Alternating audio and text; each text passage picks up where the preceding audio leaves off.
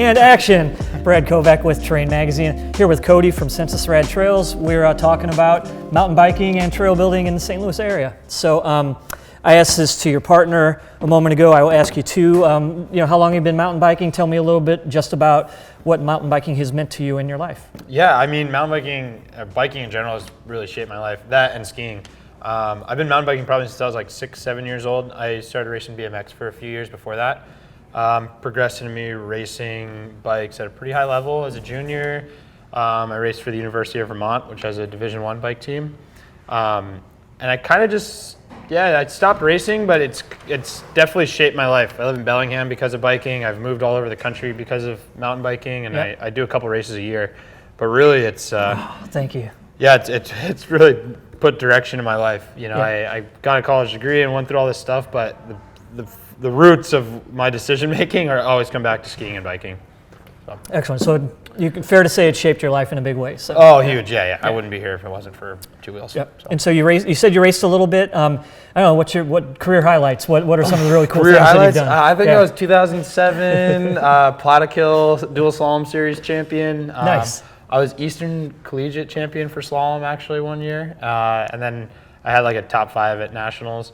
But besides that, like usually when I go to races, it's just to see old friends, and I don't train as hard, and I like beer too much to be a full-on racer, and it's just kind of nice to not be stressed about it. So results are tough, but I think that my biggest career highlight is as a rider and digger is helping Cam build his jumps on his property, and just having the opportunity to ride what he's gotten to create and hang out with one of my heroes. That's cool. Yeah, I blame beer too for my mountain biking career. I don't mind getting passed on the climb, so it's like it's all good. Like I try to keep my ego out of it. I get really competitive when it comes to jumps and all this stuff, but if 10 people pass me on a climb, like that's totally fine. They can pass me all day. There you go. So you mentioned trail building. That's a big part of why you're here this week.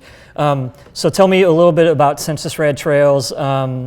And what you're here for in St. Louis area. Yeah, so we were really lucky. Adam reached out to us from Mountain Bike Shed, and he pretty much was like, hey, there's these 2 projects going on. And at first I was really confused. We just put out a press release on Pink Bike about, just Cam's involvement in the mountain bike world. And I was transitioning from working in a restaurant to being a full-time trail builder. And he reached out, and for the longest time, I didn't realize that there was actually a couple projects going on in the area. And Adam finally got me on the ground here in June of this year, June of 2019, and I was able to kind of check out 2 areas where we're potentially going to be building. It was really cool. It's really cool to see the strength of the mountain bike community all over the country. That's been the coolest part about this job. I've only really been doing it for like 6 months, but the most unexpected places in the country, or I should say the world, have the most incredible mountain bike scene, and it's not limited to everybody hears about Whistler and New Zealand and all these crazy places, but the strongest bike communities I've seen are they're riding trails that have been around for years and years, and it's low key, but it's incredible, man. Yeah. It's like mind blowing. No, that's great. Yeah, it's my favorite part about the job. Tell me about Rad's approach. I know it's a nonprofit. Yeah. I know that's really important to you guys, and I know that building community and culture is also important. So that's right up the alley of our magazine. And why don't you tell me a little bit about that? Yeah, so Rad Trails, my involvement, I was actually going to start my own kind of little contracting business, and Cam, we were having a conversation. I think I was talking about what excavator I should buy, or it's something just ridiculous, just a weird conversation. And he was like, hey man, I've actually had this nonprofit kind of sitting around.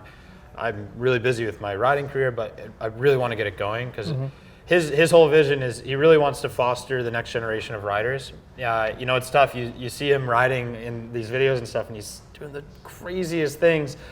But in reality, it's like he's got 2 young kids, and a day-to-day basis doesn't involve him like doing 100-foot backflips. Sure.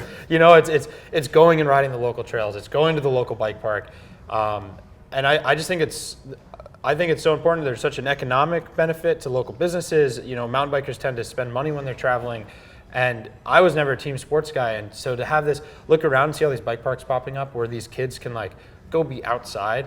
It's biking's crazy because you have the most competitive side in the entire world. If you want, you could rate it this World Cup level, or you could just the least competitive sport in the entire world. And there's so many places where they kind of converge and separate.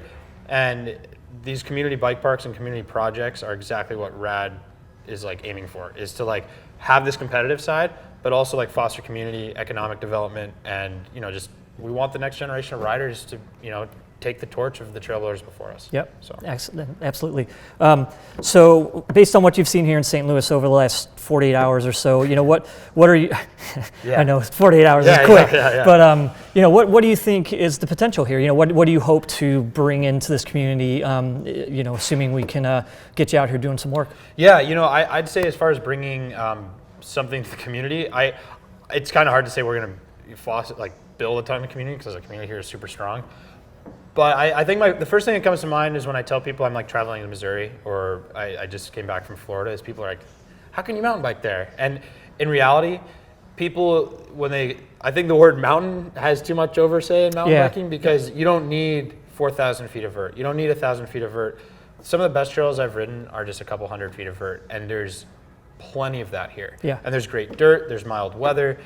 If given the opportunity to build here, there's no reason that these trails can't compete with places where there's twice as much vert. Yeah. You already have like the super solid group of riders, and even just yesterday and today when we were out flogging trails, 15 people show up, and people are interested. People who don't even ride bikes are interested. So I don't want to say we're going to come here and create the mountain bike culture, but I'd like to kind of bring it from the incredible existing single track network to kind of just modernize and let's get those 10-year-olds who are interested in hitting jumps out on the trails. Yeah, absolutely.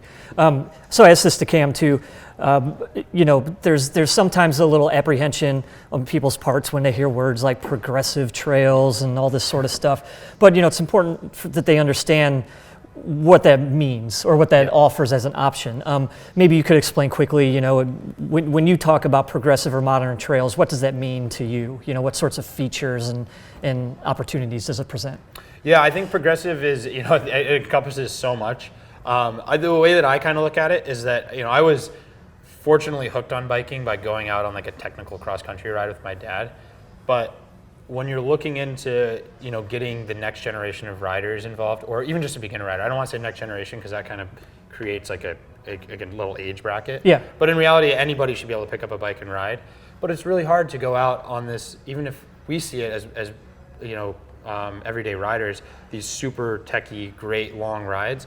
But what we really need to be focusing on is how do we take a beginner and work them up to that point? Mm-hmm. The people that are kind of stepping into biking, it's so much easier to go get a bike right now. So how can we get them to get that bike, go out and have a really positive first experience, and then they're going to go to this amazing trail that we've appreciated for decades. Yeah.